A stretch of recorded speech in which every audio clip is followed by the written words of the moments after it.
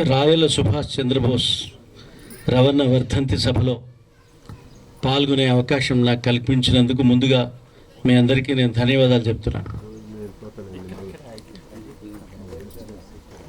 ముఖ్యంగా ఈ పుస్తక రచయిత పరిశోధకుడు శ్రీ శివలింగం గారు దీని రచనలో వారి పరిశోధనకి ఆకారం కల్పించిన అధ్యాపకులు రత్నం గారికి నేను మనస్పూర్వకంగా అభినందనలు తెలియజేస్తున్నాను. నిత్యం గారికి అభినందనలు తెలియజేస్తున్నాను.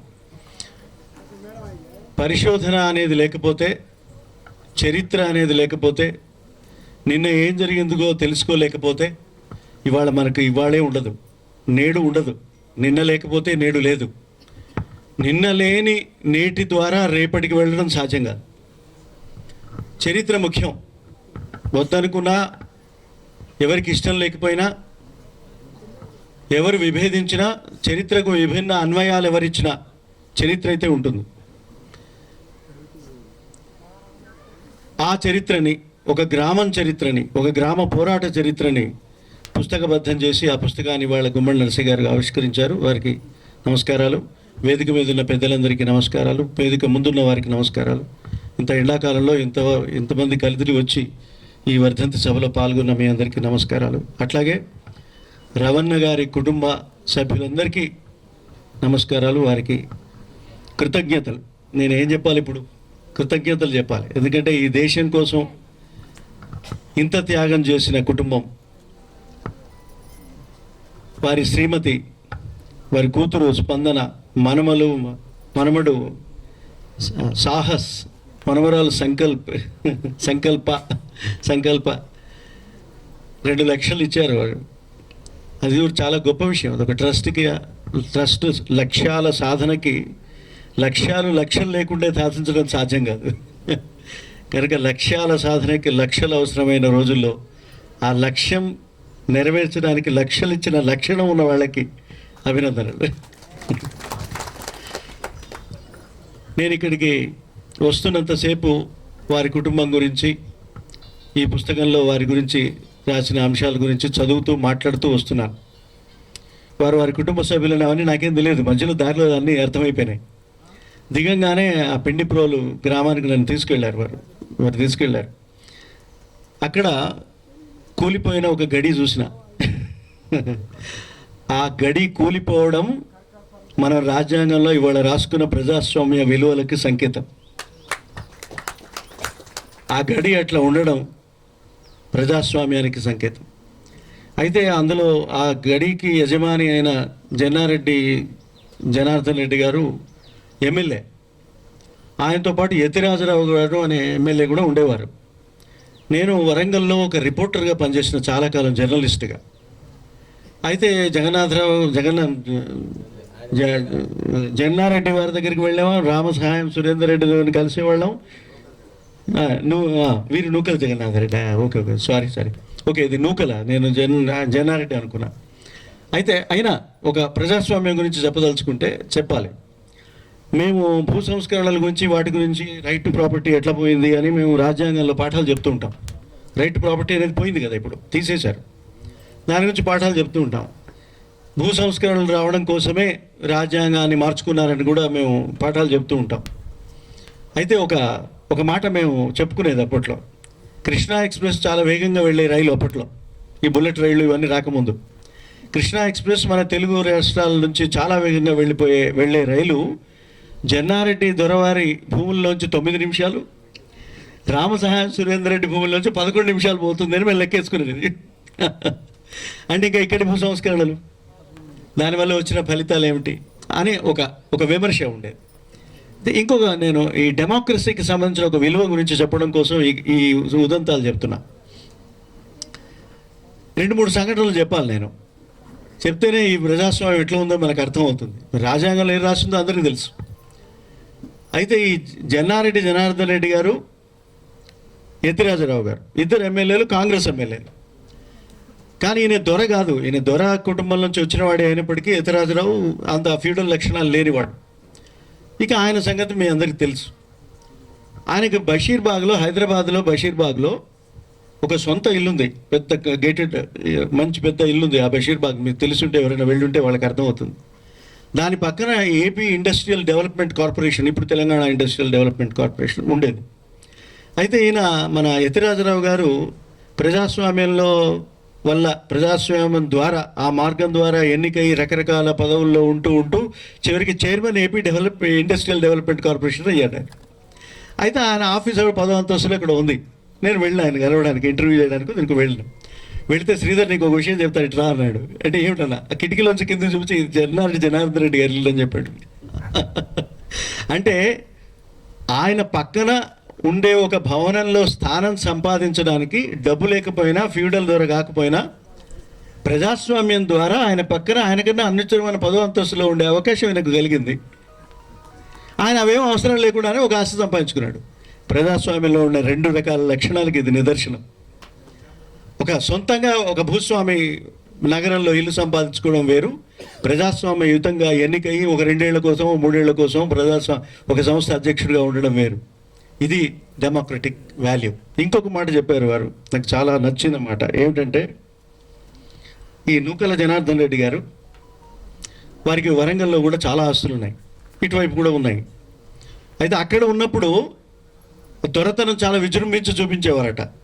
ఇక్కడ వచ్చినప్పుడు జనాలతో కొంచెం మర్యాదగా మాట్లాడ, కూర్చోబెట్టి చెప్పులు ఇవ్వాల్సిన పని లేదు, ఇవన్నీ చెప్పేవారట. కారణం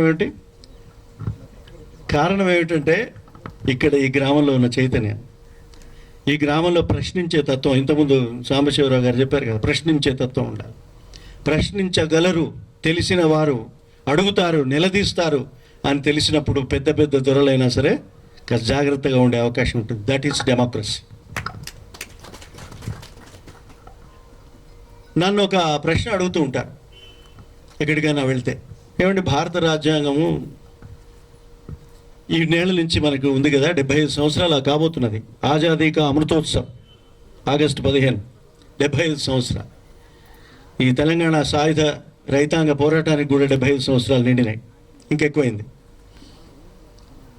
నినాదాలకి కూడా ఇంత వయసు ఉంది. నీ బాంచన్ కాల్మొక్తా అనే నినాదానికి కూడా ఇన్ని సంవత్సరాలు పట్టింది. దున్నేవాడిదే భూమి అనడానికి కూడా అమృతోత్సవం చేసుకోవాల్సిన కాలం వచ్చేసింది, 75 సంవత్సరాల కాలం. మళ్ళీ స్వరాజ్యం గురించి మొన్ననే మనం ఆమెను కోల్పోయాము. ఆమె ఊరు ద్వారా వస్తున్నాను, వారి రమగారు చెప్తున్నారు, ఇది వారి ఊరు. అది వారి గురించి ఒక వ్యాసం రాసినాను ఈ మధ్యనే. రాసినప్పుడు నేను అన్నది, ఆయన మేజర్ జైపాల్ దగ్గర ఆమె తుపాకీ పట్టుకోవడం నేర్చుకోవడం గురించి, ఆమె చిన్నప్పటి నుంచి ప్రజలు పడుతున్న వెట్టి చాకిరికి గురైన కార్మికులు, కూలీ వాళ్ళు పడుతున్న బాధల గురించి చూసి ఆమె ఏ విధంగా ప్రతిస్పందించేవారు అనే పోరాటం గురించి విని, అసలు ఇంతకుముందు ఒక వారం క్రితం మన మిత్రులు చెప్పినట్టుగా, ఇప్పుడు ఎవరండి ఆ తెలంగాణ సాయుధ రైతాంగ పోరాటంలో పాల్గొన్న వాళ్ళు ఒకరొకరు అందరూ రాలిపోతున్నారు. ఇప్పుడు ఎంతమంది ఉన్నారో కొంచెం తెలియదు. ఆమె కూడా హాస్పిటల్లో ఉన్నారు కనుక వారు ఉంటే వారితో పాటు ఇక్కడ వస్తే బాగుంటుంది, అందుకని మీరు తొందరగా రండి అన్నారు. కానీ నా పొరపాటు వల్ల, నాకుండే మామూలు పనుల వల్ల, మామూలు రొటీన్ పనుల వల్ల నేను వాయిదా వేసుకోవడం వల్ల ఆమెను కూడా ఇక్కడికి, అంటే అప్పుడు రప్పించగలమో లేదో తెలియదు, ఆలస్యమైంది. అంటే ఎందుకు చెప్తున్నానంటే, ఒక్కొక్క వ్యక్తి, ఒక్కొక్క ఊరు ఒక్కొక్క శక్తికి నిదర్శనాలు. శ్రీశ్రీ అన్నట్టు వ్యక్తికి బహువచనం శక్తి. అయితే అటువంటి శక్తులు వీళ్ళు వ్యక్తులు కాదు. ఈ సుభాష్ చంద్రబోస్ రవణ గారు కానీ, ఇంకా మీ సర్వదేవ భట్ట రామనాథం గారు కానీ, ఇంకా మీరు ఈ ఊళ్ళో ఉన్న పెద్దల గురించి చెప్పినారు, వాళ్ళందరూ ఒక వ్యక్తులు కాదు, వాళ్ళు శక్తులు. వ్యక్తికి బహువచనాలు వాళ్ళు, అటువంటి శక్తులు. వాళ్ళ గురించి ఇంకా రావాలి. నేను అనుకుంటాను 3వ పుస్తకం శివలింగం గారు పరిశోధన చేసి రాయాల్సిన 3వ పుస్తకం బహుశా సుభాష్ చంద్రబోస్ గారి జీవితం అనుకుంటాను. దయచేసి మీరు ఆ పరిశోధన మొదలు పెట్టండి, మీరైతేనే రాయగలుగుతారు. ముత్యం గారికి సహాయం తీసుకోండి, లేకపోతే నేను సహాయం చేస్తాను. మనం రాద్దాం. ఎందుకంటే ఇది చరిత్ర, పాఠ్య పుస్తకాల్లో పెట్టేది చరిత్ర కాదు. రాజ్యాంగం పాఠ్య పుస్తకాల్లో పెడితే చదువుతారు అనే దానికి కూడా నాకు పెద్ద అంత నమ్మకం నాకు లేదు. మనం ప్రజలు నేర్చుకోవాల్సిన పుస్తకాలు కొన్ని ఉంటాయి. అది ఇటువంటి చరిత్రలు, రాజ్యాంగం వంటి శాసనాలు, సమాచార హక్కు లాంటి చట్టం లాంటి శాసనాలు మాత్రం తప్పకుండా తెలుసుకోవాలి. నేను ఒకసారి డొమెస్టిక్ వైలెన్స్ యాక్ట్ నుంచి, protection of women from domestic violence act అని దాని పేరు, కానీ అందరూ ఏమంటారు డొమెస్టిక్ వైలెన్స్ యాక్ట్ అని అంటూ ఉంటారు. నిజం కూడా అదే. ప్రొటెక్షన్ ఉందో లేదో తెలియదు కానీ వైలెన్స్ అయితే ఉంది. అయితే ఆ మీటింగ్లో మల్లూరు స్వరాజ్యం గారు నేను ఒక వేదికలో మాట్లాడుతున్నాం. అక్కడ ఒక బాధితురాలను కూడా తీసుకొచ్చారు ఆ మీటింగ్కి. ఏది ఆ చట్టం కొత్తగా వచ్చేది 2005లో మీటింగ్, ఇది 2006 బిగినింగ్ అనుకుంటా. అయితే ఒక విక్టిమ్ కూడా వచ్చారు, అంటే బాధితురాలు, డొమెస్టిక్ వైలెన్స్ బాధితురాలు కూడా వచ్చారు. ఆమె మాట్లాడమన్నారు, ఆమె మాట్లాడింది. ఆమె ఏం మాట్లాడిందంటే వారి తండ్రి ఆమె మీద అత్యాచారం చేసినాడు, ఈమె కంప్లైంట్ చేసింది ధైర్యంగా. కంప్లైంట్ చేస్తే అతన్ని అరెస్ట్ చేశారు, జైల్లో పెట్టారు. అప్పుడప్పుడే జరిగింది ఆ సంఘటన. ఆమె ఏమంటుంది, ఇతనికి ఇంకొక 40-30 రోజులు అయితే బెయిల్ ఇస్తారు, 90 రోజుల పాటు బెయిల్ ఇవ్వరు, 90 రోజుల తర్వాత ఇచ్చే అవకాశం ఉంటుంది. ఈయన ఇంకొక 30 రోజులైతే బెయిల్ ఇస్తారు, ఈయన మళ్ళీ ఇంటికి వస్తాడు. నాకు సమస్య కదా, బాధితురాలు నేరస్తుడు వస్తున్నాడు, నాకు చాలా సమస్య అవుతుంది, కనుక ఇతనికి బెయిల్ ఇవ్వద్దు అని మీరు తీర్మానించండి అని ఆమె ప్రతిపాదించింది. Domestic violence, protection of women from domestic violence act సంబంధించిన చర్చా సభలో నేనున్నా అక్కడ. నన్ను మాట్లాడమన్నా, నేనేమన్నానంటే 90 రోజుల్లోగా నువ్వు దర్యాప్తు పూర్తి చేసి బెయిల్ ఇవ్వకపోతే వాడికి బెయిల్ ఇవ్వాల్సిందే. నువ్వు ఆపలేవు దాన్ని, నీ తీర్మానాలు ఆపో. కనుక అది కరెక్ట్ కాదు, ఆ తీర్మానం కరెక్ట్ కాదు, మీరు చేయాల్సిన పని లేదన్నాను. అందరూ నన్ను బాగా చాలా కోపంగా చూశారు. స్వరాజ్యం గారు కూడా ఏమిటి ఇలా మాట్లాడుతున్నాడు ఈయన అన్నట్టు చూస్తున్నారు. అంటే నేను ఇంకో మాట అన్నా, మరి నువ్వేం చేసినావమ్మా, మరి వాడి ఇంత దారుణం మీ ఇంట్లో చేస్తున్నప్పుడు నువ్వేం చేసినావు తల్లి అని అడిగాను నేను. అడిగితే ఇంకా కోపం వచ్చింది. విక్టిమ్ని పట్టుకొని ఇట్లా మాట్లాడుతుంది ఆయన అంటే, నేను ఏం చేయాలి సార్, ఏం చేయాలంటారు మీరు అని ఆమె కూడా కోపం వచ్చింది. వాడిని ఎందుకు చంపేయలేదన్నా నేను. చంపేయాలి కదా, ఇటువంటి ఏదో పని చేస్తున్నా, ఏదో అని, నువ్వు తండ్రి అయితే ఎవడైతే చంపాల్సింది కదా అన్న. అంటే భలే చెప్తున్నారా మీరు, చంపేస్తే నన్ను జైలుకి తీసుకుపోరా, పోలీస్ స్టేషన్కి తీసుకుపోరా, కోర్టుకు తీసుకుపోరా అన్నాడు. ఇప్పుడు నువ్వు వెళ్ళటం లేదా ఈ 3 చోట్లకైనా అడిగాను నేను. కంప్లైంట్ చేయడానికి పోలీస్ స్టేషన్ పోయినావు, వాడిని జైలు పంపడానికి లేదా ఇంకేదో చేయడానికి అక్కడ కూడా పోవాల్సి వస్తే పోవాల్సి వస్తుంది, కోర్టుకి అయితే తప్పదు.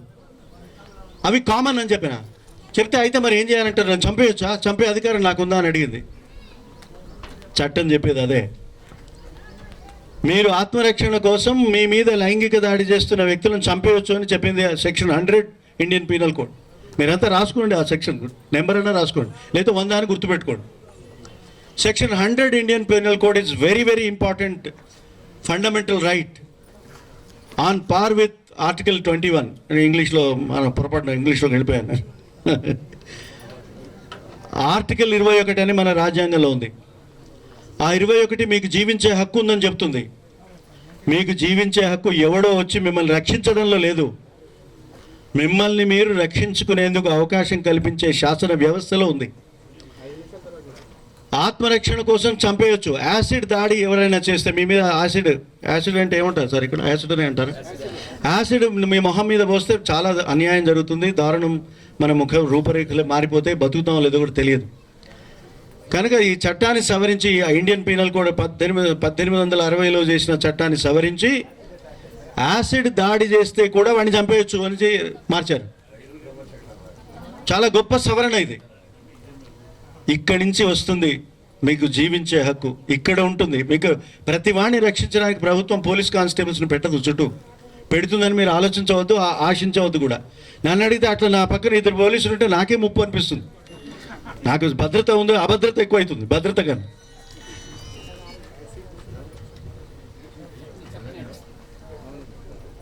ఆత్మరక్షణ అనేది సహజమైన హక్కు. ఆ సహజమైన హక్కుకు రక్షణ కల్పించే విధంగా యాసిడ్ దాడి చేసిన వ్యక్తులపైన మహిళలు, బాధితులు ఎవరైనా సరే చంపేసేంత వరకు వెళ్ళొచ్చు, చంపినా పర్వాలేదు, శిక్ష పడదు అని చట్టంలో ఉంది. Section 100 Indian penal code. దీన్ని మీరు ఈ 100 సెక్షన్ భారతీయ శిక్షా స్మృతిలో 100వ నెంబర్లో ఉన్న సెక్షన్ని ఖచ్చితంగా చదవండి. 2-3 పేజీలు ఉంటుంది. ఎప్పుడెప్పుడు చంపవచ్చో అందులో రాసి ఉంది. మీరు ఎవరెవరిని చంపాలో ఆ లిస్ట్ రాసుకోకండి, దానికోసం చెప్పట్లే.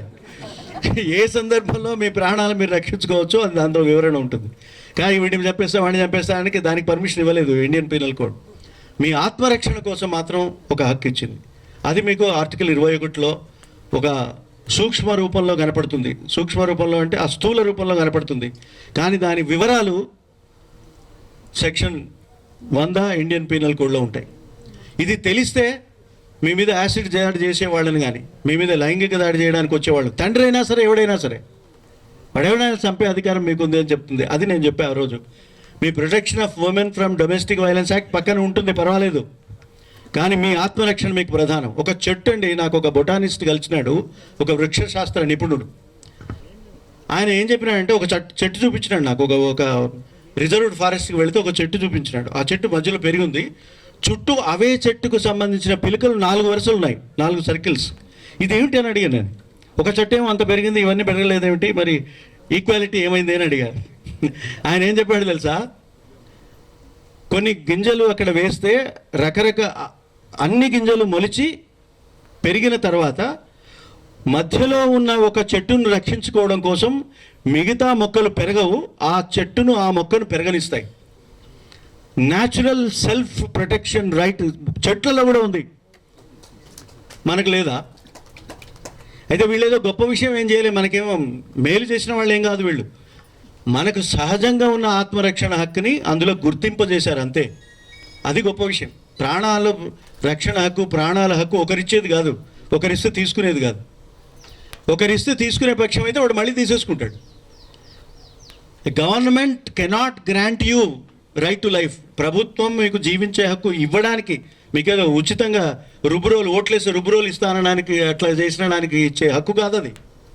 నీకు సహజంగా ఉండే హక్కు, నీకు సహజంగా పుట్టినప్పుడే ఉండే హక్కు. పుట్టగానే ఏడుస్తారు ఆ పిల్లలు, ఏడుస్తారు కదా.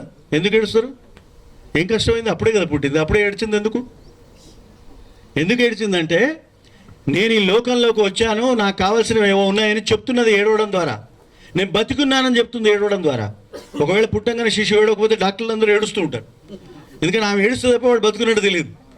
కనుక ఏడవడం కూడా ఒక కంప్లైంట్, ఏడవడం కూడా ఒక జీవించే లక్షణము, ప్రశ్నించడం కూడా జీవించే లక్షణం, ఓటు వేయడం కూడా జీవించే లక్షణం. నా ఖమ్మం జిల్లాలో ఒక ఊర్లో, అనంతారం అనుకుంటా, నాకు ఖచ్చితంగా తెలిస్తే, ఒక ఊర్లో అక్కడ కొంత పెద్ద మనుషులు కలిసిన ఒక రోజు నేను కలిసి, మీరు ఓటు వేశారా అని అడిగా. ఓటు వేయడం కోసం నేను అక్కడెక్కడికో పోయాను సార్, ఆ ఓటు వేయడం కోసం వచ్చి నేను ఆ ఊరి నుంచి, అమెరికాలో ఉన్న మా బంధువులు కూడా వస్తారు, వచ్చి ఓట్లు వేసాం. ఎందుకు అట్లా అంత కష్టపడి రావడం ఏంటి? మీరు ఎట్లా ఓటు వేసిన వాడు గెలుస్తాడో లేదో తెలియదు కదా. ఒకవేళ గెలిచిన వాడికి 100 ఓట్లు ఎక్కువ వస్తాయి, మీరు వేసిన ఎక్కువైనా గెలుస్తాడు కదా, మీరు ఎందుకంటే అంత దూరం నుంచి రావడం అంటే, నేను బతికున్నానని చెప్పడానికి అన్నాడు ఆయన. ఓటు వేయడం ఎందుకంటే మనం బతికున్నామని చెప్పడానికి, మనం ఓటర్ అని చెప్పడానికి.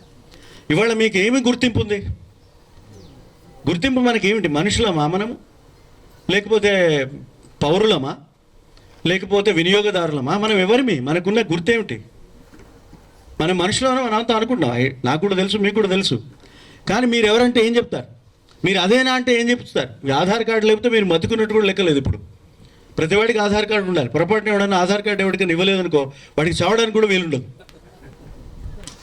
నాకు ఆశ్చర్యమైంది. ఒకసారి మా బంధువు చనిపోయాడు ఈ మధ్య, ఆధార్ వచ్చిన కొత్త రోజుల్లో బంధువు చనిపోయాడు. ఆయనని శ్మశాన వాటికి ఎలక్ట్రిక్ క్రిమటోరియంకి తీసుకెళ్ళాం. తీసుకొచ్చి ఆధార్ కార్డు ఉందా సార్ అన్నాడు. ఇది ఎవరి ఆధార్ కార్డు అని అడిగా.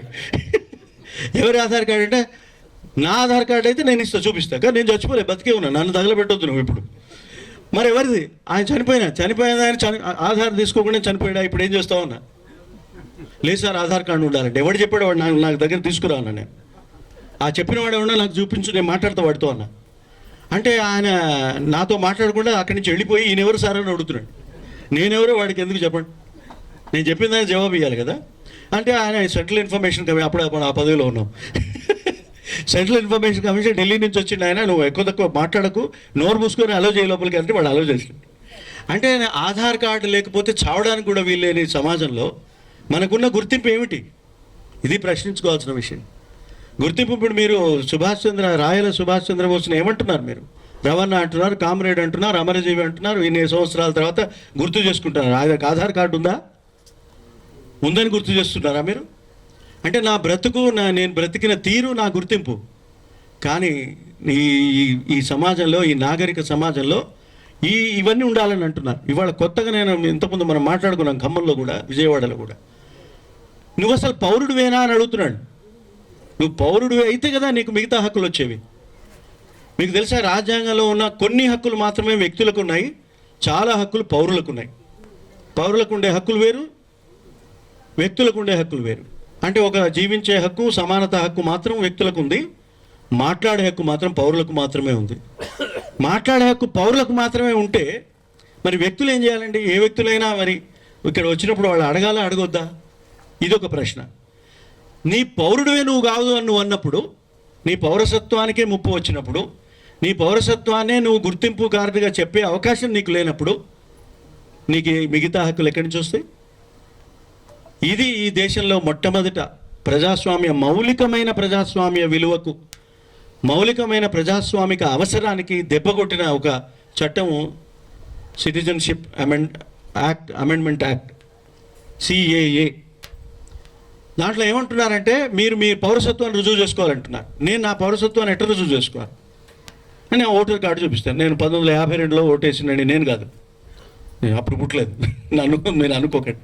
52లో ఓటేశానండి, 57లో ఓటేశానండి, గత 4-5 ఎన్నికల్లో కూడా నేను ఓటేశానండి. ఆమె అస్సాంలో ఉన్న ఒక ఆమె తన ఓటింగ్ కార్డు 4-5 ఓటింగ్ కార్డులు చూపిస్తున్న తర్వాత కూడా అతను ఏమంటాడంటే, నువ్వు ఓటు వేసావమ్మా సరే, కానీ ఇది ఇక్కడే ఉంటున్నట్టు గుర్తింపు ఏమిటంటే రేషన్ కార్డు చూపించింది.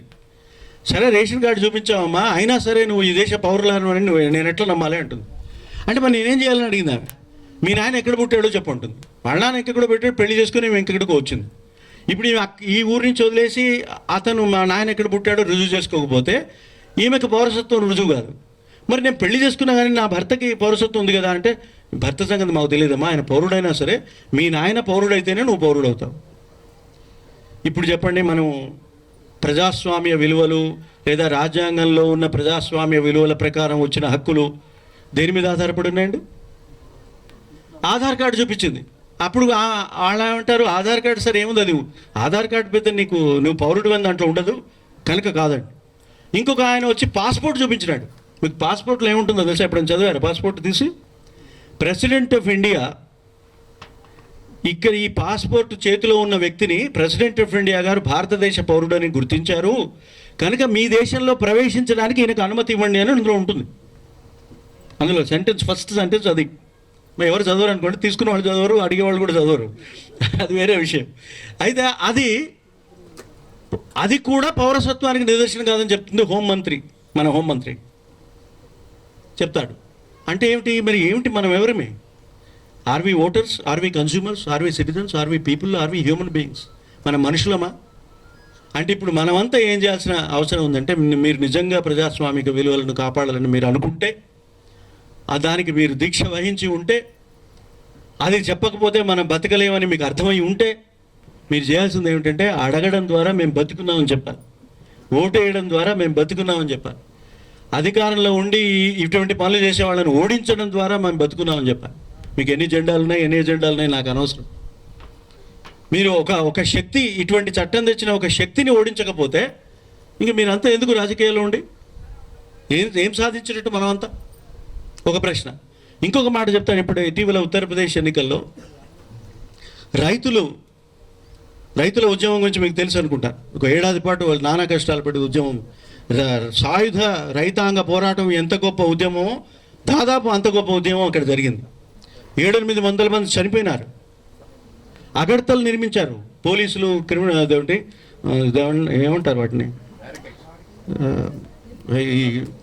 అదే యూనిట్స్ ఉంటాయి కదా, CRP units, central reserve police units వచ్చి రోడ్లు తవ్వి గంధకాలు వేసి దానికి ముళ్ళు స్పైక్స్ పెట్టి నువ్వు రాకుండా కోటగూడలు కట్టారు. చచ్చిపోయారు, చలికి ఎండకి వానకి చచ్చిపోయినారు, తిండి లేక. గుండాలు వచ్చి చంపారు, పక్కన ఉన్న గుండాలు వచ్చి. అయినా ఆ చట్టాలు ఎందుకు పోయినాయండి చెప్పండి ఒక్క మాట? ఆ చట్టాలు ఎవరు తీసేసిండ్రు? మేము తీసేయం, ఎట్టి పరిస్థితుల్లో తీసేయం అన్న వాళ్ళు ఎందుకు తీసేశారండి? ఉత్తరప్రదేశ్ ఎన్నికలు వస్తున్నాయి కనుక తీసేశారు. నిజంగా చెప్తున్న వాళ్ళు కనుక చాలా గొప్ప మాస్టర్ స్ట్రోక్ అది, రాజకీయ చాతుర్యం. ఒకవేళ వాళ్ళు ఆ 3 చట్టాలు ఉపసంహరించకపోయి ఉంటే ఖచ్చితంగా ఓడిపోయేవాళ్ళు ఉత్తరప్రదేశ్లో. కానీ ఎట్ ది సేమ్ టైం అక్కడ వాళ్ళకి అర్థం కాలే, ఈ చట్టాలు మళ్ళీ తెస్తాం అంటూ ఉపసంహరించినాడు అనే విషయం వాళ్ళకి తెలియలే. ఎందుకంటే వాళ్ళకి ఉపసంహరించిన విషయమే తెలుస్తుంది కానీ దాంతోపాటు అన్న విషయం అర్థం రాదు, కమ్యూనికేట్ కాదు, జనం వచ్చి చెప్పరు. రాజకీయ నాయకులు క్యాంపెయిన్ చేయకుండా వదిలేసిన వాళ్ళు ఉన్నారు, ప్రతిపక్ష నాయకులు. ఎంత బాధ్యత రాహిత్యం అండి! కనీసం క్యాంపెయిన్ చేయాలి, ప్రచారంలో ఈ అన్యాయాలు జరుగుతున్నాయని చెప్పలే. మీకున్న ప్రజాస్వామ్యానికి ఒకే ఒక్క గుర్తు ఓటు హక్కు కదండి, మిగిలిన ఒకే ఒక్క గుర్తు. ఆ ఓటు హక్కు నిర్వహించుకునే పద్ధతిలో ఆ ప్రాసెస్లో కనీసం ఈ దేశంలో ఇవి జరుగుతున్నాయి, మీరు ఓటేయండి అని చెప్పేవాళ్ళు లేకుండా పోయినాడు. ఇది అన్యాయం నాకు అనిపించేది. ప్రచారంలో లేరు నాయకులు, పారిపోయినారు నాయకులు ప్రచారాన్ని వదిలేసి. అది ఆశ్చర్యం కలుగుతుంది నాకు. ప్రజాస్వామిక విలువల గురించి, రాజ్యాంగం గురించి ఏం మాట్లాడాలి, ఇటువంటి జరుగుతాయి. అయితే ఇప్పుడు మనం తెలుసుకోవాల్సింది ఏంటంటే, మన ఓటు హక్కుని మనం వినియోగించుకోకపోతే మన ఓటు హక్కు ఇంకోడో వేస్తాడు. ఆ ఓటు ఎక్కువ ఎవడికి పోతుందో మీకు తెలుసు. నీ ఒక్క వాడు నాకేసుకుంటాడా, నీకేస్తాడా, నువ్వు నీ అభిమానమైన సుభాష్ చంద్రబోస్కి వేస్తాడు, వాడు వేసుకుంటాడు. సో ఇది ప్రజాస్వామిక basic value of the democracy అర్థం చేసుకోవాలి. ఇంకొకటి, మన రాజ్యాంగం గురించి నానా రకాలుగా మాట్లాడుకుంటూ ఉంటాం. ఎన్నికల పద్ధతుల గురించి ఎవరు మాట్లాడరు. ఎన్నికల పద్ధతి ఏమిటి విచిత్రమైన పద్ధతి తెలుసా మీకు? అస్సాంలో ఒకసారి ప్రజలంతా ఎన్నికలను బహిష్కరించారు. 82 బహిష్కరిస్తే ఇందిరాగాంధీ మొండిగా నేను nothing doing, I will conduct election అని చెప్పి ఎన్నికలు పెడతానని చెప్పి, నియోజకవర్గంలో ఉండే ఓటర్లు 90,000 మంది, పోలింగ్ బూత్కి వచ్చిన ఓటర్లు 10 మంది. కాంగ్రెస్ పార్టీకి 4, ఇంకో పార్టీకి 2, మరొక పార్టీకి 3, చెల్లని ఓట్లు 2, చెల్లని ఓట్లు కూడా 10లో. అప్పుడు ఆ 10 ఓట్లు ఎవరు వేశారంటే వాళ్ళు సిఆర్పి వాళ్ళు, పోలీసులు, ఆర్మడ్ వాళ్ళు, అక్కడ ఉన్నవాళ్ళు, ఎవరో వచ్చిన వాళ్ళు, లేదా వాడే ఓటు గుర్తి, మరి ఎన్నికల్లో 4 ఓట్లు కూడా లేకపోతే బాగుంటుందని వాడే గుర్తు వేసినాడు. అందులో కూడా చెల్లని ఓట్లు 2, మన ప్రజాస్వామ్యం. ఇక ఆ 4 ఓట్లతో వచ్చిన వాడు 2 ఓట్ల మెజారిటీతో గెలిచాడు. వాడు ఈ మొత్తం 90,000 మందికి ప్రతినిధి అసెంబ్లీలో కూర్చుంటాడు. ఇది ఒక పద్ధత మన ప్రజాస్వామిక విలువ. అంటే 4-5 పోటీలో ఉన్నప్పుడు ఎక్కువ ఓట్లు వచ్చిన వాడు గెలిచినట్టు అనడం వల్ల వచ్చిన ఇబ్బంది ఇది. దీన్ని first pass the post system అంటారు. ఇది ఎక్కడి నుంచి పెట్టుకున్నారో, ఎవరు పెట్టుకున్నారో తెలియదు. రాజ్యాంగ సభలో దీని మీద చర్చ లేదు. రాజ్యాంగ సభ చర్చలు మనం చదువుతూ ఉంటాం, రాజ్యాంగం గురించి చదువుతూ ఉంటాం, ఎన్నికల ప్రక్రియ చట్టం గురించి పట్టించుకోం. మనకి ఇటువంటి చట్టం వచ్చింది కనుక మీకు 1,00,000 ఓట్లు ఉంటాయి కమ్యూనిస్ట్ పార్టీలకి, ఒక్క సీటు కూడా ఉండదు. ఎందుకు? 1,00,000 ఓట్లు ఉంటే మీకు 2 సీట్లను ఉండాలి కదా సార్, ఉండవు. 1,00,000 ఓట్లున్నాయని మీరు సంతోషపడాలి అంతే, సీట్లు లేనందుకు బాధపడుతుండాలి. వాళ్ళకి 1,00,000 ఓట్లున్నా మాకే సీట్లు ఉన్నాయని వాళ్ళు చెప్తుంటారు, గెలిచిన వాళ్ళు. ఇది ప్రజాస్వామ్యం, విచిత్రమైన డెమోక్రసీ. ఇక ఇట్లా చెప్తూ పోతే చాలా దారుణంగా ఉంటుంది. ఒక ఆయన పైన కేరళ నుంచి గెలిచాడు ఒక మహానుభావుడు, పార్టీ పేరు చెప్పదలుచుకోలే. ఆయన మీద 105 కేసులు మాత్రమే ఉన్నాయి, క్రిమినల్ కేసులు. నేను అంటాను, 105 క్రిమినల్ కేసులు ఉన్న ఒక ఎంపీ పార్లమెంట్కి ఎప్పుడు వస్తాడండి? ఎప్పుడు రావాలి? ఎన్ని కోట్ల చుట్టూ తిరగాలి? మన కోట్లు అసలే వాయిదాల మీద వాయిదాలు వేస్తుంటాయి. ఎన్ని కోట్లు తిరుగుతూ మధ్యలో టైం ఉంటే ఆయన పార్లమెంట్కి వస్తాడు. టైం ఎందుకు ఉంటుందండి? అయితే ఈ కోర్టులో కూడా పార్లమెంటు డబ్బుతో పోతూ ఉంటాడు ఆయన, ఎంపీ కదా. ఇంత దారుణమైన, మరి అతని పైన 102 కేసులు ఉన్నాయని, 105 కేసులు ఉన్నాయని ఏడీఆర్ వాళ్ళు చెప్పారు, ఎలక్షన్ కమిషన్ వాళ్ళు చెప్పారు. మరి ఆ ఊళ్ళో వాళ్ళ వాడికే ఎందుకు కొట్టేశారో అర్థం కాదు. మరి మీరు ఇంకో మాట అనొచ్చు, రాజకీయ పార్టీల వాళ్ళని ఎందుకు నిలబెట్టాలండి? నిలబెట్టాడు, వాడు నిలబెట్టకూడదు, నిలబెట్టాడు. మరి నువ్వేం చేస్తున్నావా? వాడికే ఓటేస్తావు. ఎవరైనా ఒక్కరన్నా అడిగినరా ఏమని? ఇప్పుడు మనకు పోలింగ్ బూత్లో బ్యాలెట్ ఇస్తారు కదా, ఆ బ్యాలెట్లో ఎవరెవరు క్యాండిడేట్ ఉన్నారో వాడి గుర్తేమిటి, పార్టీ గుర్తేమిటో. మనం పేరు చదవలేము, మనం ఇంకా చదువుకోలే. పేరు గుర్తు మీద ఆధారపడి బతుకుతున్నాం మనం. ఎంత దారుణం చూడండి. ఆ గుర్తు ఎక్కడుందో వీడికి తెలియదు కనుక వాడు కూడా చెప్పాలి గుర్తు. అట్లా చెప్పడానికి మీరు ట్రైనింగ్ తీసుకుంటారు, కానీ ఆ నిలబడిన అభ్యర్థులలో ఒక్కొక్కరి మీద ఎన్ని కేసులు ఉన్నాయో చూడరా, చదవరా, చదవడానికి చెప్పరా? ఇది నా ప్రశ్న. మీకు తెలుసా, ఇట్లా పోటీ చేసే అభ్యర్థుల నేర చరిత్ర తెలుసుకోవడం కూడా చాలా పోరాటం తర్వాత వచ్చింది. ఇది ప్రైవేట్ ఇన్ఫర్మేషన్ అంటారు. ఇప్పుడు ఆర్టీఐ కింద అడిగితే ఆయన ఎన్ని మర్డర్లు చేశాడు, ఎన్ని రేపులు చేశాడు, అది ఆయన ప్రైవేట్ విషయం అండి, మీకు చెప్పమంటారు. ఏం ప్రైవేట్ విషయం అది? ఆయన కుటుంబ సమస్య ఇది రేపులు చేయడం. కోర్టు కూడా అవునంటుంది, ఆశ్చర్యకరంగా కోర్టు అవునంటుంది. అతని personal information you can't ask. ఏమిటండి పర్సనల్ ఇన్ఫర్మేషన్? ఒక ఐఏఎస్ ఆఫీసరు లేదా గవర్నమెంట్ ఆఫీసరు ఆయన మీద లంచం తీసుకున్నాడని ఆరోపణ వచ్చింది, ఎంక్వైరీ చేశారు, డిసిప్లినరీ ఎంక్వైరీ ఉంటుంది. కోర్టు కేసు కాదు, కోర్టు కేసు వస్తే అది వేరే విషయం. డిసిప్లినరీ ఎంక్వైరీ జరిగింది, ఒక ఇంక్రిమెంట్ కట్ చేశారు. ఈ ఇన్ఫర్మేషన్ ఆవిడ అడిగితే అంటుంది అది ఆయన ప్రైవేట్ వ్యవహారం అంట. ఏది లంచం తీసుకోవడం ప్రైవేట్ వ్యవహారమా? ఆఫీస్లో పనిచేయడానికే కదా లంచం తీసుకున్నది. ఇంట్లో మీరు వండుకొని అన్నం తినడానికి ఎవరైనా లంచం ఇస్తాడా? ఇవ్వడు. మీరు ఈ ఆఫీస్లో ఏదో ఉద్ధరించినందుకే కదా డబ్బులు ఇచ్చేది. అది ప్రైవేట్ వ్యవహారం ఎట్లయితుందండి? కోర్టు ప్రైవేట్ వ్యవహారం అని చెప్పింది. ఎంత ఆశ్చర్యం. ఇంకా మీకు లేటెస్ట్ కేసు ఒకటి చెప్తాను. ఏసీబీ రిపోర్ట్ ఇచ్చింది. ఏసీబీ అంటే యాంటీ కరప్షన్ బ్యూరో, అవినీతి వ్యతిరేక శాఖ. వాళ్ళు అసలు కంప్లైంట్ వాళ్ళు తీసుకుంటే మన అదృష్టం, పరిశోధన చేస్తే ఇంకో అదృష్టం, అవినీతి రుజువు అయితే ఆహా మహాభాగ్యం. ఒక రిపోర్ట్ వచ్చింది, బయటకు వచ్చింది. అది ఆ బయటకంటే ఆ డిపార్ట్మెంట్లో బయటకు వచ్చింది.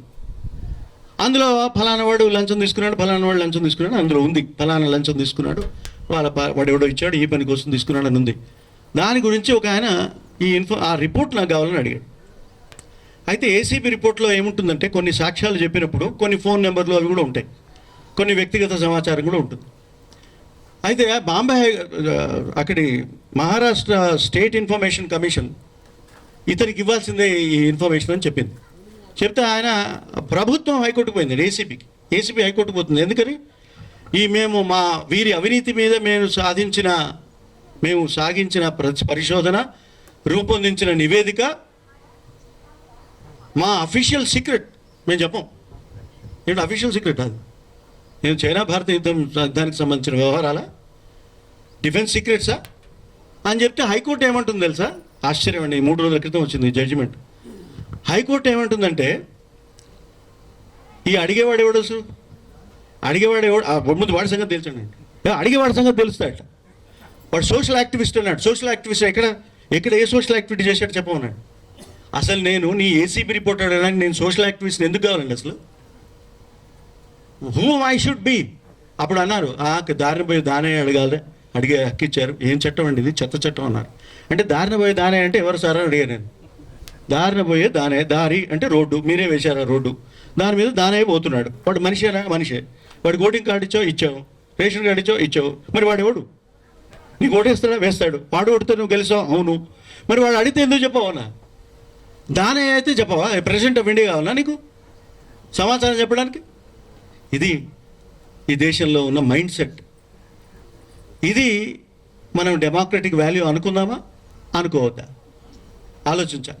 అయితే ఒకటే పరిష్కారం అందరూ అడుగుతుంటారు, సార్ మరి ఇట్లా అంటున్నారు కదా, రాజ్యాంగం అంతా ధ్వంసం అయిపోతున్నది, ఇష్టం వచ్చినట్టు అమెండ్ చేస్తున్నారు కదా, ఈ రాజ్యాంగాన్ని రక్షించుకోవడం ఎట్లా కదా? మీకు కూడా ఒక ఆలోచన వచ్చినది, ఎట్లా రక్షించుకోవడం? ఇదివరకు 1950లో ఆ మధ్యకాలంలో కమ్యూనిస్టులు అంతా రాజ్యాంగంలో ఉండవలసిన నియమాలు ఇంకా లేవు అని వ్యతిరేకించి రాజ్యాంగం వద్దు అన్నారు. అంటే వాళ్ళ మీద దేశద్రోహం, రాజద్రోహం కేసులు పెట్టారు. ఇప్పుడు కొత్త విషయం ఏంటి తెలుసా? ఈ రాజ్యాంగం అమలు చేయండి అంటున్నాడు, వాడి మీద దేశద్రోహం కేసు పెడుతున్నారు. ఇక పీఠిక చదివాడు ఒకడు, చంద్రశేఖర్ ఆజాద్ అని ఢిల్లీలో. ఆ పీఠిక చదివాడు. ఒక పీఠిక అంటే తెలుసా? రాజ్యాంగంలో ప్రియాంబుల్ అని ఒకటి ఉంటుంది. పీఠిక అంటే మొదటి పారాగ్రాఫ్ చాలా బాగుంటుంది. అది ఒక కవిత్వంలా ఉంటుంది, ఒక యుద్ధ నినాదంలా ఉంటుంది, ఒక నివేదికలా ఉంటుంది, ఒక స్లోగన్ లాగా ఉంటుంది. సామాజిక న్యాయం అవన్నీ అంటుంటారు. ఆ పీఠిక చదివినందుకు ఆయన మీద రాజద్రోహం కేసు పెట్టారండి. పెడితే ఢిల్లీలో ఒక కోర్టు అంది, నాకు తెలియదు, మరి నేను కూడా లా చదువుకున్నా, స్కూల్కి పోయినా, మా పాఠాలు చెప్పిండ్రు, పీఠిక చదివితే రాజద్రోహం కేసు ఎట్లయితుందండి అని అడిగారు. ఆ కోర్టు చెప్పిన తర్వాత కానీ ఆయనకి బెయిల్ రాలే. అంటే ఇది మన డెమోక్రటిక్ వాల్యూస్ ఎట్లా ఉన్నాయంటే, మనం ప్రశ్నించాల్సిన విషయాలు ఏమిటంటే చాలా ఉన్నాయి. అంటే పీఠిక చదివే హక్కు కూడా కోర్టుకు పోయి సాధించుకోవాల్సిన పరిస్థితి వచ్చింది ఇవాళ. అట్లాగే కేరళ ప్రభుత్వం ఒక చట్టం చేసింది ఈ మధ్య. ఏమిటా అంటే పోలీస్ చట్టాన్ని సవరించింది. ఇప్పుడు కాదు, ఇంతకుముందు, ఈ ఎన్నికలకు ముందు పోలీస్ చట్టాన్ని సవరించి ఏం చెప్పిందంటే, పోలీసులను విమర్శిస్తే పోలీసులు వాళ్ళ మీద చర్య తీసుకోవచ్చు అని ఒక 2-3 సెక్షన్లు అందులో పెట్టారు. మరి ఎవరు పెట్టారు, ఎందుకు పెట్టారో తెలియదు. ఒక వెరీ రాంగ్ అమెండ్మెంట్ అనమాట, తప్పుడు సవరణ. దాని మీద అందరూ వ్యాసాలు రాశాను, నేను కూడా రాసిన, చాలా 2-3 వ్యాసాలు రాసిన. దేశవ్యాప్తంగా వ్యాసాలు వచ్చినాయి. ఆ వ్యాసాలు చదివిన తర్వాత కేరళ ప్రభుత్వం విత్డ్రా చేసుకుంది ఆ సవరణ. ఇప్పుడు ప్రశ్నిస్తే రాజద్రోహం కేసులు పెట్టేవాళ్ళు ఉన్నారు, ప్రశ్నించి విమర్శిస్తే తప్పు తెలుసుకొని సరిదిద్దుకునే వాళ్ళు కూడా ఉన్నారు. నువ్వు ప్రశ్నిస్తే రాజద్రోహం కేసు పెడుతున్నారు అని నువ్వు ప్రశ్నించడం మానేస్తే నీ గతి ఏంటి? మరి ఇప్పుడు ఎవరు రక్షించినట్టు? ఈ ఆర్టికల్ 19(1)A కింద నీకు భావ స్వాతంత్రము, భావ ప్రకటన స్వాతంత్రాన్ని ఎవరు రక్షించినట్టు అండి? 19(1)Aనే రక్షించినట్టు. అంటే 19(1)A కింద ఆర్టికల్ 19(1)A ఆ కింద ఉన్న హక్కును వాడుకున్నవాడు ఆ హక్కును రక్షిస్తున్నాడు. ఆ హక్కును రక్షించుకున్నవాడు రాజ్యాంగాన్ని రక్షిస్తున్నాడు. ఆ రాజ్యాంగాన్ని రక్షించిన వాడు ప్రజాస్వామ్య విలువలను రక్షిస్తున్నాడు. అడిగితే జైల్లో పెడతారని భయపడిన వాడు ఈ హక్కులన్నీ కోల్పోతున్నాడు. 19(1)Aని రక్షించాలంటే మీరు 19(1)A వాడాలి. మీ ఇంట్లో ఒక తుపాకీ ఉంది, తుపాకీ కొట్టేసే అవకాశం ఉంది. తుపాకీ చాలా విలువైన వస్తువు, ఎందుకు చాలా ₹1,00,000 ఉంటుంది దానికి ఖరీదు, చాలా విలువైంది. ఒక 10-50 మందిని చంపేయచ్చు, చాలా అధికారం కూడా వస్తుంది. తుపాకీ చేతిలో ఉంటే గొప్ప అధికారం వచ్చేస్తుంది, మీరు హీరోలాగా ఫీల్ అయిపోతారు. ఏం లేకున్నా ట్రిగర్ నొక్కేస్తుంటారు, ఎవడు ఎదురు పొరపాటున కూడా చచ్చిపోతుంటారు జనాలు. అంటే ఆ తుపాకీ చూడగానే ట్రిగర్ నొక్కాలనిపించే ఒక లక్షణం ఉంటుంది. ఆ తుపాకీ శత్రువుల చేతిలో పడితే, ఎవడో నీ దగ్గర దొంగతనం చేస్తే నువ్వేం చేయాలి? తుపాకీ తనంత తాను రక్షించుకోలేదు, కానీ తుపాకీ నిన్ను రక్షిస్తుంది నువ్వు వాడితే. నువ్వు రక్షించుకోకపోతే నిన్నే చంపేస్తుంది అదే తుపాకీ.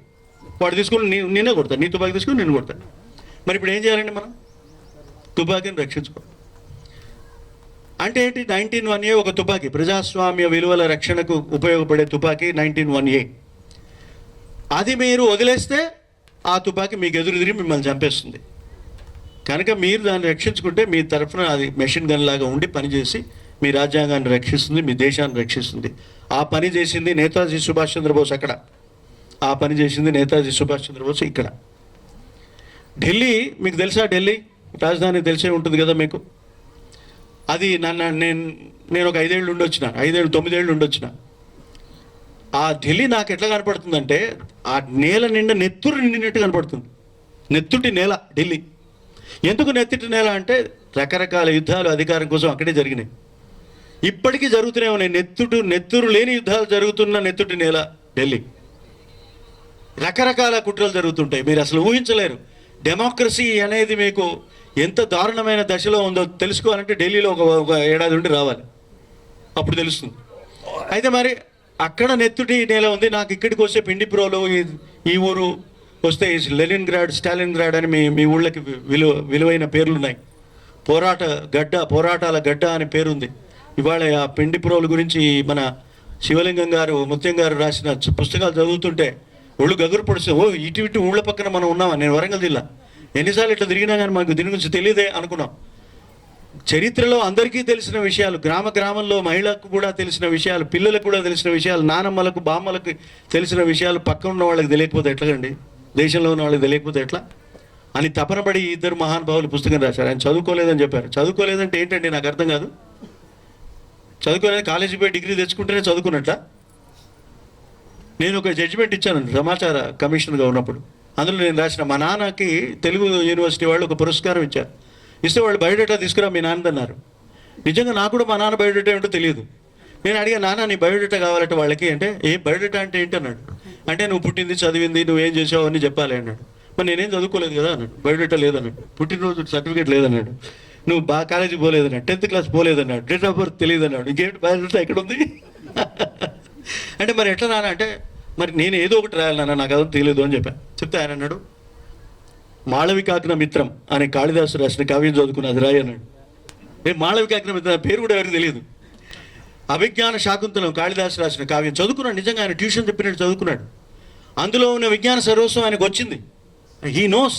ఆ స్టోరీ నుంచి ఏం చేయాలో తెలుసుకున్నాడు. మొత్తం 50 ఏళ్ళు బతికినాడు. స్వాతంత్ర సమరయోధుడు, తర్వాత పత్రికా విలేకరి, పత్రికా సంపాదకుడు, పత్రిక వ్యవస్థాపకుడు. ఏం చదువుతో ఏం సంబంధం ఉందా? ఏం లేదు, అంత రాశాడు. మరి మిగతా నాకు తెలిసిన అన్న నేను రాస్తానన్నాడు. ఏమిటి రాస్తావు అన్నాడు. వరంగల్ వాడిని పలానా చోట స్థాపించావు, జనధర్మ పత్రిక పలానా చోట పెట్టావు, ఆంధ్రపత్రిక విలేకరిగా ఉన్నావు, నేను రాసుకుంటానన్నా. రాసే అన్నాడు. అంటే చదువు అనేది స్కూల్కి పోతేనే వస్తుంది. బంగాళపాలి బాలమురళీకృష్ణ గురించి విన్నారా? గొప్ప సంగీత విద్వాంసుడు. ఆయన బడికి పోతే ఆయన టీచర్ అన్నట్ట ఏం చెప్పినా ఆయనకు రావట్లే, అక్షరాలు రావట్లే, లెక్కలు రావట్లే, 2 2 4 అని చెప్పడం రావట్లే. మహానుభావుడు. చెప్తే ఆయన రారా నాతో అని చెప్పి చేయబెట్టుకుని తీసుకొని వచ్చి వాళ్ళ నాన్న దగ్గరికి వచ్చి, ఇగో వీడు బడి చదువులకు పనికిరాడు, మొదటి మాట. రెండోది, వీడికి సంగీతం బాగా వచ్చు, వెంటనే సంగీతం స్కూల్లో చేర్పించు అని చెప్పినాడు. ఇవాళ ఎటువంటి వ్యక్తి అండి మంగళంపల్లి బాలమురళీకృష్ణ? ప్రపంచం అంతా తెలిసిన వ్యక్తి. ఒకవేళ బడికి పోయి కొట్టి వాళ్ళ నాన్న నారాయణ స్కూల్లో వేసి తన్నించి వాడిని ఈ స్కూల్లో చేరి చూస్తే ఎందుకు మరి క్లర్క్ రిటైర్ అయ్యి ఉండేవాడు ఇప్పటికి. ప్రపంచ విఖ్యాతమైన జ్ఞాన విద్వాంసుడు. ఇటలీకి పోయినాడు ఆయన ఒకసారి. ఇటలీకి పోతే ఇటలీలో ఎవరూ వాయించలేని ఒక వాయిలిన్ ఉంది అక్కడ. అయితే అక్కడ వయలిన్ స్పెషలిస్ట్ ఏమన్నాడు, నువ్వు వాయిస్తే నీకు ఇది ఇచ్చేస్తా అన్నాడు. ఆయన ఛాలెంజ్ అనమాట. అంటే ఏది ఒకసారి ఇవ్వండి అన్నాడు. చూశాడు వేదిక మీద, చూసి అట్లా ఇట్లా అన్నాడు, సవరించుకున్నాడు, 2-3 బీటలు ఇట్లా సవరించి వాయించేశాడు. అద్భుతమైన కీర్తన వాయించాడు. వాళ్ళంతా వెంటనే అది తీసి ఆయనకి చూశారు. That is the intelligence. అంటే మీరు ఒక విజ్ఞానాన్ని, ఒక వివేక లక్షణాన్ని కొలవడానికి BA డిగ్రీ, MA డిగ్రీలు ఉండవు. చదివిన వాళ్ళు కూడా ఫెయిల్ అయిన వాళ్ళు చాలా మంది. ఇంకొక మాట చెప్తా సరదాగా. విశ్వనాథ్ సత్యనారాయణ తెలుసు కదా మీకు, విజయవాడలో ఉండేవాడు, మహాకవి. ఆయన ఉస్మానియా యూనివర్సిటీలో MA పరీక్ష కూర్చున్నాడు. 5 ప్రశ్నలు అడిగితే 5 ప్రశ్నలు జవాబు రాయాలి. అందులో మొట్టమొదటి ప్రశ్న ఏమిటంటే, శాకుంతలం యొక్క అభిజ్ఞానత ఎట్టిది. ఈయన రాస్తున్నాడు. మరి మహాకవి ఎక్కడ ఆపుతాడు ఆయన? 3 గంటలు అయింది, రాస్తూనే ఉన్నాడు. అడిషనల్ తీసుకుంటున్నాడు, రాస్తున్నాడు. అయిపోయింది. అయిపోయినాక ఇంకో 2 నిమిషాలు ఆగవయ్యా అన్నాడు అని అది కంక్లూడ్ చేసి ఇచ్చాడు. బయటికి పోయినాడు. ఉస్మానియా యూనివర్సిటీ ఎగ్జామినేషన్ రూల్స్ ప్రకారం ఆయన ఫెయిల్. ఎందుకంటే ఒక ప్రశ్న 20 మార్కులు ఇచ్చినా ఫెయిల్ అవుతాడు. కానీ అది చదివిన తెలుగు పండితుడు, తెలుగు డిపార్ట్మెంట్ ఏమిటి, ఇది అద్భుతమైన పుస్తకం సార్, మనం వేద్దామన్నారు. ఉస్మానియా యూనివర్సిటీ ప్రచురించింది పుస్తకం. ఉస్మానియా యూనివర్సిటీ ప్రచురించదగిన పుస్తకం రాసిన మహాకవిని, ఒక విజ్ఞానవంతుడిని ఫెయిల్ చేస్తాడంటే ఎవడన్నా? అసలు మెదడుందా వీళ్ళకి? బుద్ధి ఉందా? జ్ఞానం ఉందా? లెక్క వేయడం వచ్చా రాదా వీడికి? అంటే మన చదువులు కానీ, మన పరీక్షలు కానీ అంత దారుణంగా ఉన్నాయని అర్థం. కనుక మీరు చదువుకోలేదని ఎవరైనా అంటే నమ్మకండి. మీరు చదువుకోలేదని మీరు అనుకోకండి. మీరు లోకాన్ని చదివారు, ఊరు చదివారు, పిండి ప్రోలు చదివారు, తెట్టంపాటు చదివారు, ఇంకా అవన్నీ చదివారు. కనుక మీరు MAలు, BAలు కన్నా మీ ఒక్క పుస్తకం నేను చెప్తున్నా సార్, మీ సర్వదేవ భట్ట రామనాథం పుస్తకం ఒక PhD మీకు. ఇవాళ పిండి ప్రోలు గురించి రాసిన పుస్తకం 2వ PhD మీకు. పోస్ట్ డాక్టోరల్ PhD మీకు. 2 PhDలు ఉన్నాయి సార్ మీకు. దయచేసి ఎప్పుడు చదువుకోలేదని చెప్పకండి. ఏమీ చదవని వాళ్ళు మేము చదువుకున్నామని అబద్ధాలు చెప్తూ పరిపాలిస్తున్నారు దేశాన్ని. కాబట్టి మీరు చదువుకోలేదని బాధపడకండి. ఇంకా నేను ఇంతకన్నా దాని గురించి చెప్తే ఆయన ఇంకా బాగా చప్పట్లు కొడితే ప్రమాదం, నాకు ప్రమాదం.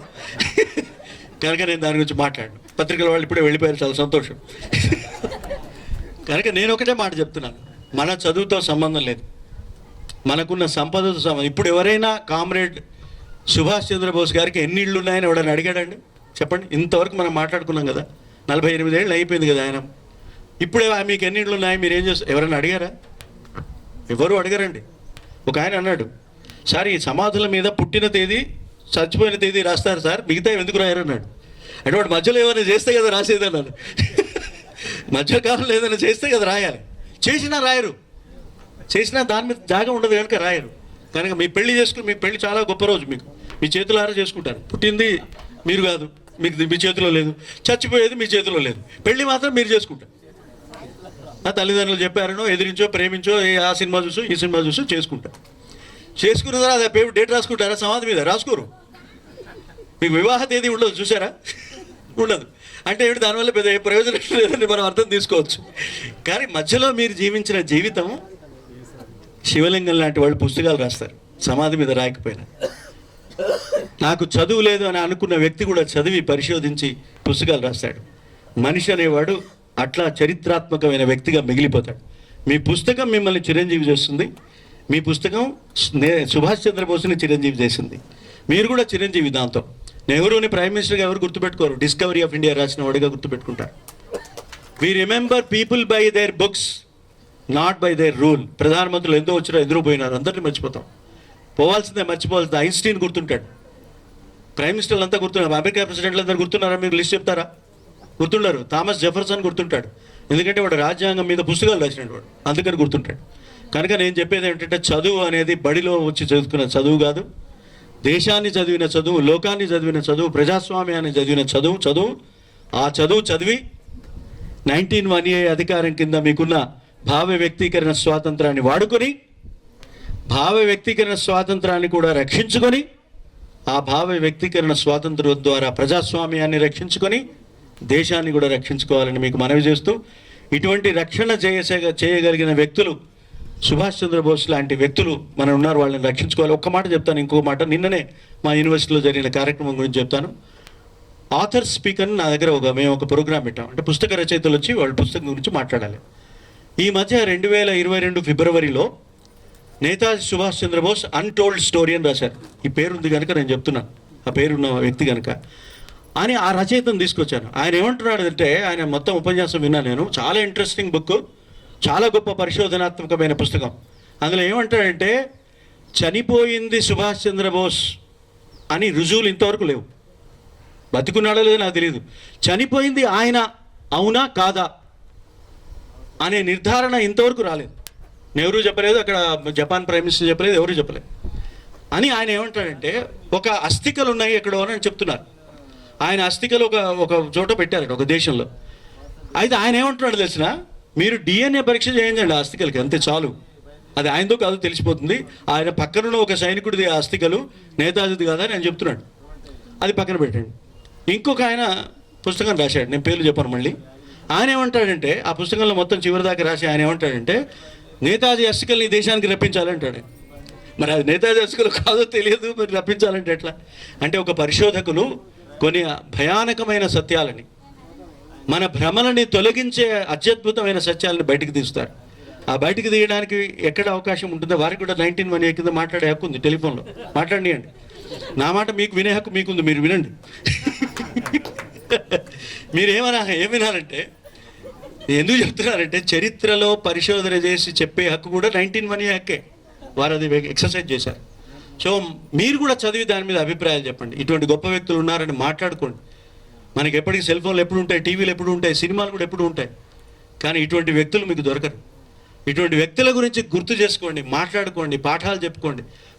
పాఠ్య పుస్తకాలు ఉన్నాయో లేదో పట్టించుకోకండి. మాకు తెలిసి ప్రిస్క్రైబ్డ్ ఈజ్ ప్రిస్క్రైబ్డ్. అంటే ఈ పాఠం చెప్పండి, చదవండి అన్నా వాడు చదవడు. ఇది వద్దురా చదవకని, నీ పుస్తకం ఇచ్చి నువ్వు చదవకరా ఇది అని చెప్పండి, వాడు చదువుతాడు తప్పకుండా. అటువంటి దేశం మనది, అటువంటి మైండ్ సెట్ మనది. కాబట్టి ప్రభుత్వం ఏదో చేయాలని, ప్రభుత్వం రాజ్యాంగం గురించి అందరికీ చెప్పాలని, సమాచార హక్కు చట్టం గురించి ప్రభుత్వం ఢంకా బజాయించాలని కోరుకోకండి. మన పని మనం చేయాలని, మనం రాజ్యాంగ హక్కులు మనం రక్షించుకోవాలి. అప్పుడే రాజ్యాంగంలో చెప్పిన ప్రజాస్వామ్య విలువలు ఉంటాయి. ఆ విలువలను మనం రక్షించుకోగలుగుతాం చెప్తూ ఈ అవకాశం ఇచ్చిన మీ అందరికీ ధన్యవాదాలు. ఆ అమరజీవి కుటుంబానికి ధన్యవాదాలు. వారికి జోహార్.